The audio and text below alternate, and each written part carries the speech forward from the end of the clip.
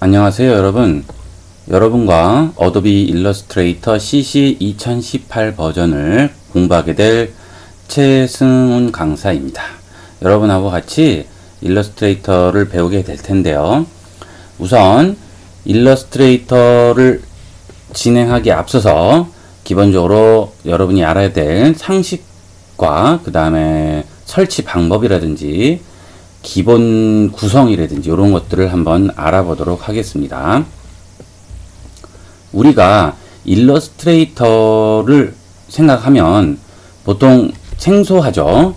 보통은 다 포토샵을 주로 많이 쓰시거나 많이 들어보셨고, 일러스트레이터는 여러분이 내가 뭐 일러스트레이터가 필요 있을까? 뭐 이런 생각들, 그 다음에 전문적인 작업을 할 때 많이 쓰지 않을까 하는 그런 생각들을 하시는데, 실제로 우리 실생활에는 이 포토샵보다는 일러스트레이터가 더 많이 쓰이게 됩니다. 예를 들어서 가장 단순한 예로 여러분 옷 입으시죠? 예. 옷 안 입으면 큰일 나죠? 예. 옷을 입으면 옷에 여러 가지 패턴 문양들이 들어가잖아요? 예. 그것들을 직조기계로 짤 때 그 모양을 일러스트레이터로 만들어서 입력하는 경우가 많이 있습니다. 그리고 요새 뭐 인테리어 한다고 집에 스티커 같이 해서 시트지 같은 걸로 해서 창문이나 또는 자동차에도 요새는 시트지 같은 걸로 이렇게 모양을 만들어서 많이 붙여요. 이런 것도 전부 일러스트레이터로 작업을 합니다. 일러스트레이터로 작업을 해서 시트지 커팅하는 갖다 주면 거기서 전부 깔끔하게 커팅을 해서 줘요. 그러면 우리는 띄어서 붙이기만 하면 되겠죠. 자, 그런 내용들을 여러분이 아시려면 일단 이 포토샵과 일러스트레이터의 가장 근본적인 차이를 아셔야 됩니다. 그림을 제가 하나 열었습니다. 아담한 집들이 있고, 그쵸? 자, 여기서 확대를 한번 해볼게요. 자, 지금까지는 깔끔해 보여요. 괜찮죠? 좀 더 확대를 합니다. 경계선 부분이 어떻게 되죠? 뭉개지죠. 축소를 해서 멀리서 보면 깨끗해 보입니다. 하지만 이것도 확대를 하면 전부 뭉개져 있죠? 이 경계선 부분이 어떻게 돼 있어요? 이 색에서 이 색으로 그라데이션 같이 먹어 있죠? 사진은 어쩔 수가 없어요. 확대를 하게 되면 100% 이런 식으로 다 뭉개져 보입니다. 이렇게 뭉개져 보이지 않는 사진은 지구상에 존재하지 않아요. 어쩔 수 없습니다. 이건 지금 확대를 300% 정도 했어요. 근데 경계선 부분이 전부 뭉개져 있죠? 요게 100%입니다. 여기는 깔끔해 보이는 것 같죠? 포토샵에서 작업하는 사진은 이것이 기본이라고 생각하시면 돼요. 확대하면 깨집니다. 무조건. 안 깨질 수 없어요. 일러스트레이터는 어떤지 한번 볼까요? 제가 간단하게 하나 만들어 봤습니다. 자, 이걸 보시면 이런 것들 많이 뭐 보시잖아요. 뭐 로고라든지 사인물이라든지 간판 이런 데 보시면 이런 모양들 많이 나와요. 이것은 확대를 하면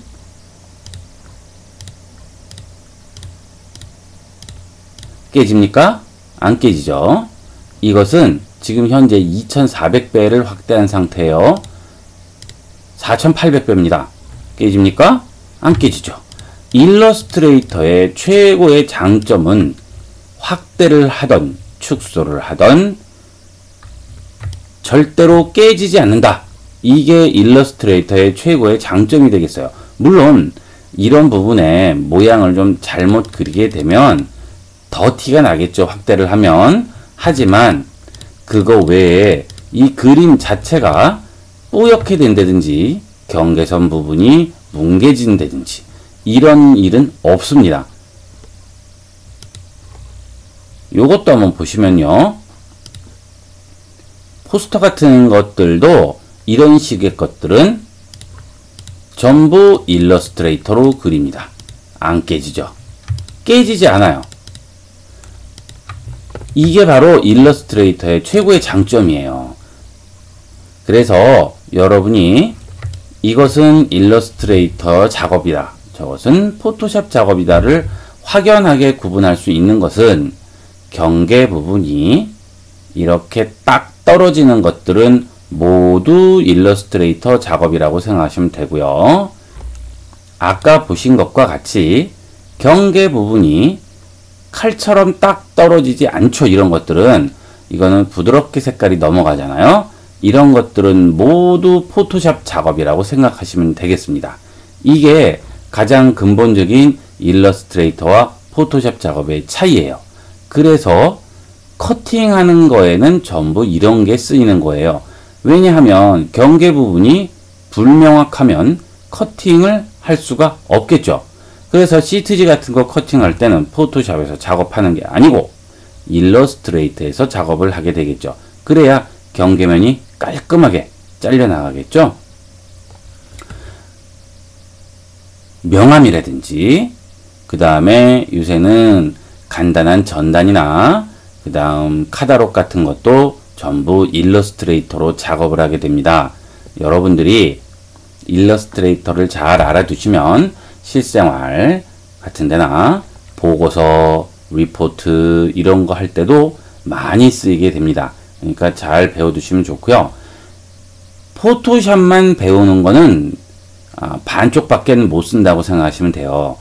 포토샵에도 이 일러스트레이터 기능이 들어가 있기 때문에 두 개를 같이 써야 100% 활용을 할 수가 있습니다.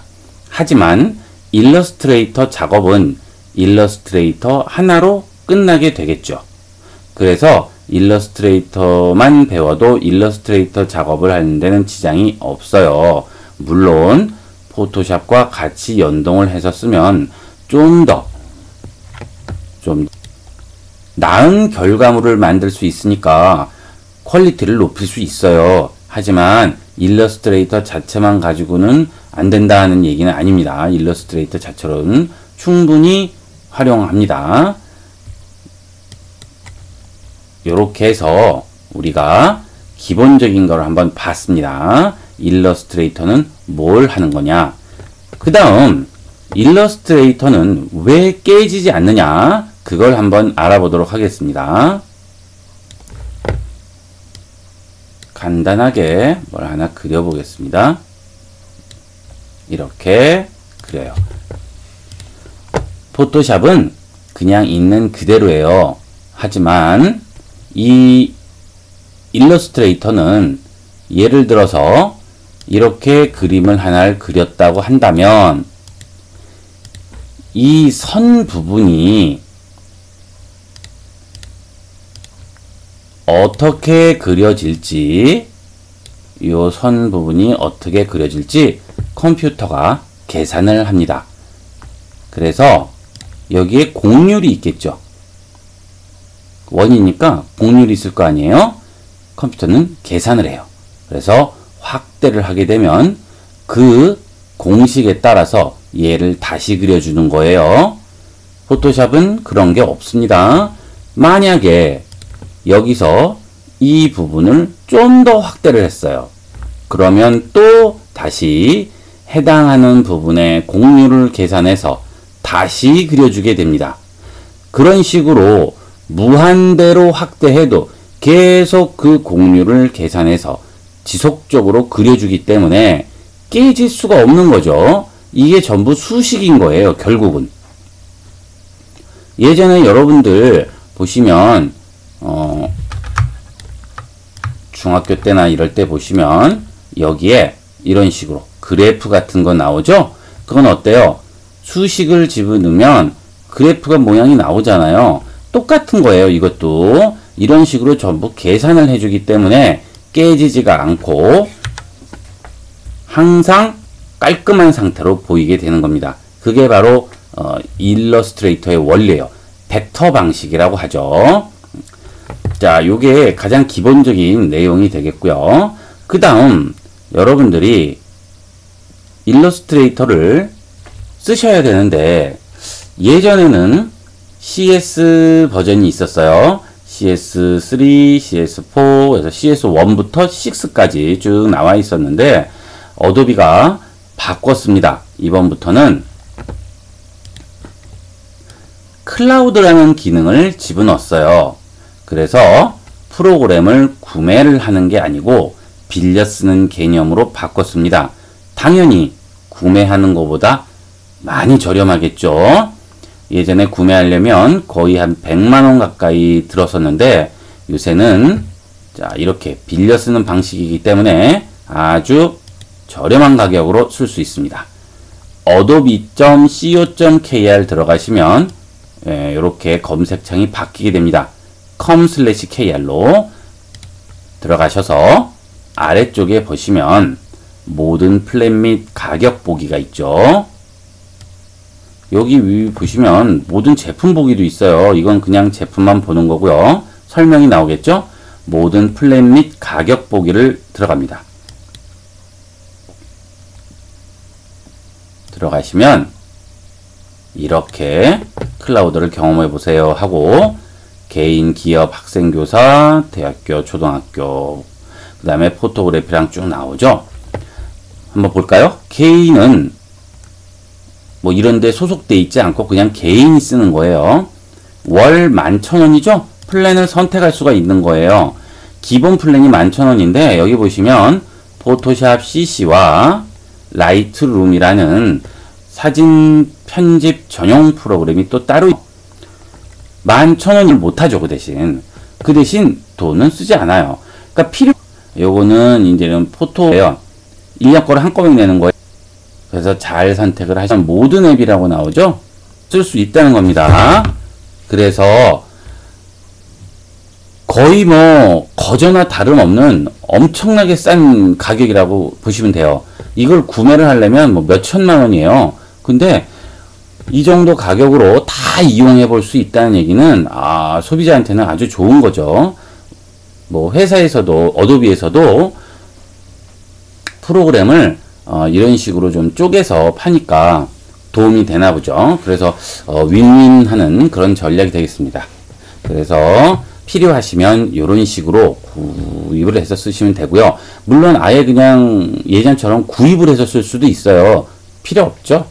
그건 전혀 쓸데없는 짓입니다. 여기에서 이용을 하시고, 학생 및 교사라면 아주 싼 가격에 이용할 수가 있습니다.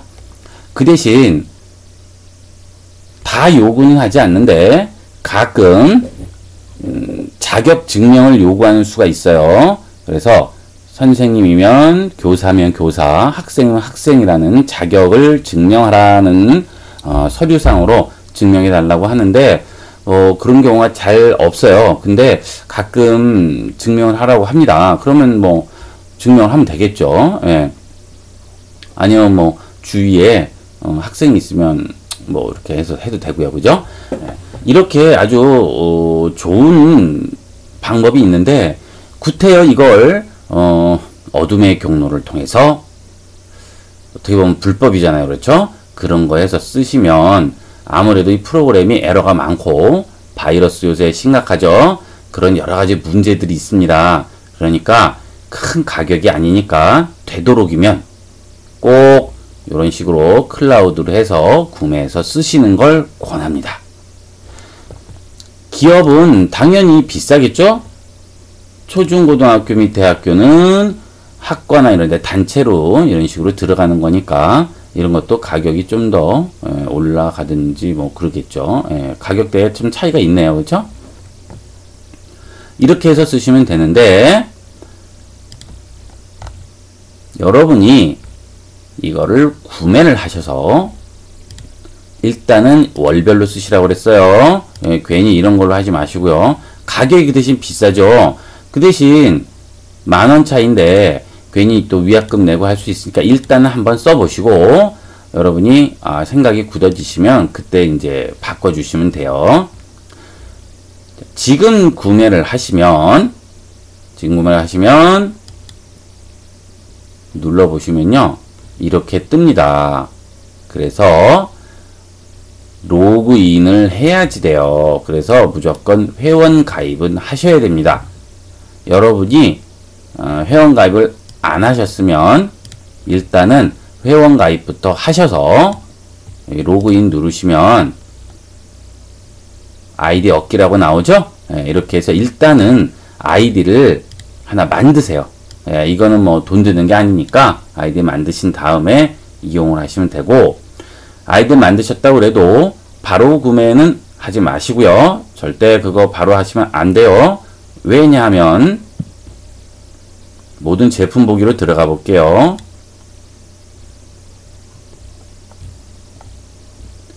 이 어도비 클라우드로 바뀌면서 이런 프로그램들을 개별로 설치하는 게 아니고 통합 관리하는 앱이 하나 생겼습니다. 여기 있는 크리에이티브 클라우드라는 앱이에요. 이것을 설치하게 되면, 자, 데스크탑 화면 우측 하단에 보시면 요렇게 요런 모양이 하나 나와요. 밧줄이 꼬여 있는 것 같네요. 그렇죠? 이 모양이 나오는데 요거를 눌러주시면은요, 여기 설치가 됩니다. 눌러주시면 자, 이렇게 나오죠. 이게 클라우드 앱이에요. 이걸 깔아주고 여기서 설치를 해주시는 게 좋아요. 그래야 나중에 지울 때도 제거를 아주 간단하게 할 수가 있습니다. 만약에 그냥 설치해버리면 프로그램 추가 삭제에 가서 제거를 해야 되는데 완벽하게 제거가 안 돼요.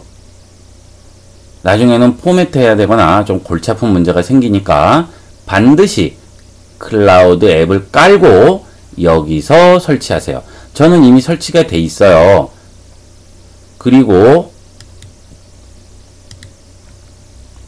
자, 여기서 일단 이걸로 한번 바꾸겠습니다.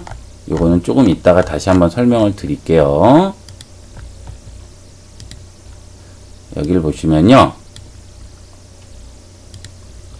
설치라고 뜨죠? 요것도. 자, 요런 것들은 설치하는 버튼이에요. 그래서 이렇게 누르면 설치가 되겠죠? 물론 한 달은 무료로 트라이얼 버전을 쓸 수 있습니다. 여러분이 아까 제가 말씀드린 대로 구매하는 게 조금 꺼려지신다 하면 일단은 트라이얼 버전으로 한 달 무료로 한번 써보시고 그 다음에 구매를 하셔도 늦지는 않겠죠. 그건 여러분이 알아서 선택하시면 되겠습니다. 자, 이렇게 해서 설치를 하게 되는데 저는 프로그램이 영문입니다. 이걸 한글로 쓰시는 분도 있는데 사람은 어떻게 될지 모르죠. 여러분이 혹시나 외국과 관련돼서 일을 할 수도 있고요. 뭐 그럴 일이 난 없다 하시더라도 지금 일반적으로 영어를 쓰시는 분이 많아요. 여러분이 여기서 하시다가 딴 데 가서 하셨는데 거기는 한글이 깔려 있다. 문제가 뭐냐면 이런 메뉴들을 억지로 한글화를 했기 때문에, 왜냐면 이게 한글 이름이 없는 경우도 있어요. 한글로 표현이 애매한 거. 이런 것도 한글 이름으로 표현이 애매합니다. 뭐 여러 가지 많아요. 그러기 때문에 억지로 한글화를 좀 시킨 경향이 있어요. 그래서 무슨 말인지 알 수가 없어요. 영문 쓰시다 쓰시는 분은. 특히 또 한글 쓰시다 영문 쓰시면 아예 적응이 안 되겠죠. 그나마 영문 쓰시다 한글 쓰시면 그나마 적응이 가능해요. 이왕이면 좀 더 멀티로 쓰시는 게 좋겠죠. 그래서 영문이 좀 더 낫다는 겁니다. 물론 뭐 나는 꼭 한글을 써야겠다 하시면 어쩔 수 없겠지만 근데 이제 수업이 영어로 되기 때문에 약간 헷갈릴 수가 있겠죠. 그런 거는 감안을 하셔야 됩니다. 그래서 저는 되도록이면 영문을 권하고요. 영문을 권하는데 이 클라우드를 설치를 하고 앱을 그 다음에 일러스트레이터를 그냥 설치해버리면 한글로 깔려요. 그 이유는 여기 사람 표시 옆에 보시면 이 버튼을 누르시면 환경 설정이라고 나옵니다. 여기서 크리에이티브 클라우드에 보면 한국어라고 돼 있죠. 근데 의외로 이거 모르는 사람이 굉장히 많아요. 그래서 엉뚱하고 깔아서 지우지도 못하고 애매한 경우가 많은데 요거를 잉글리시 인터내셔널로 바꿔주고 돌아가시면 영어로 깔 수 있고요. 한글로 바꾸면 한글로 깔 수 있습니다. 지금 여기 보시면 설치돼 있죠? 아까 한글 버전일 때는 열기였어요. 이미 설치가 돼 있어요. 근데 왜 여기는 설치라고 나오느냐? 이건 한글로 설치했기 때문에. 요거는 이제 편집 프로그램이라 한글로 써야만 하기 때문에 이거는 한글로 깔았어요. 그러니까 어때요? 영어가 아니기 때문에 지금 영어가 기본이니까 설치하라고 나오겠죠? 그래서 까실 때 반드시 여기서 확인하시는 거 잊지 마세요. 환경 설정에서 이렇게 해서 우리가 이 어도비 클라우드 앱을 한번 살펴봤습니다. 자, 닫으면 항상 옆에 나와 있고 업그레이드를 할 때 항상 업그레이드 하라고 뜹니다. 그래서 굉장히 편리해요. 업그레이드는 꼬박꼬박 빨리빨리 해주시는 게 좋아요. 이 어도비가 버전업 주기를 바꾸면서 프로그램이 약간 초창기에는 불안정하기 때문에 업그레이드를 꼭 해주셔야 됩니다. 자, 그리고 여기 보시면 일러스트레이터 화면이죠. 여기는 메뉴들이 이렇게 쭉 나오고요. 여기는 툴 팔레트가 되겠습니다. 툴 팔레트. 그 다음 이쪽은 패널들이 쭉 나와 있네요. 여기서 세부적인 조절을 하게 됩니다. 이렇게 간단하게 화면을 봤고요. 그 다음에 저는 수업할 때 많이 하죠. 파워포인트로 오늘의 배울 것 주제들 쭉 보여주고 거기에 대해서 기본적인 설명을 하고 그 다음에 넘어가는데 저는 그렇게 하지 않습니다. 바로 수업에 들어갑니다. 왜냐하면 강의 시간이 25분인데 그 내용 설명하는 걸 가지고 10분을 잡아먹으면 나머지 수업은 15분밖에 안 되겠죠? 그것은 여러분도 손해고 물론 저는 좀 더 힘들겠지만 여러분이 많이 손해입니다. 쓸데없는 내용 계속 나중에 또 반복할 텐데 그럴 필요가 없죠. 그래서 지금 시간은 이제 첫 시간이기 때문에 OJT 겸해서 좀 자세히 설명을 드리는데 다음 수업부터는 수업에 바로 들어갑니다. 간단하게 오늘 배울 걸 말씀드리고 바로 수업에 진행하도록 하겠습니다. 그래서 제 수업은 거의 25분을 풀로 쓰게 됩니다. 그래서 중간에 놓치시거나 하시면 안 되니까 집중을 해서 들으셔야 되고요. 그 다음 이 일러스트레이터에서 이 펜 툴에 많이 할애를 할 거예요. 왜냐하면 이 일러스트레이터는 이 펜 툴이 거의 반이라고 보시면 됩니다.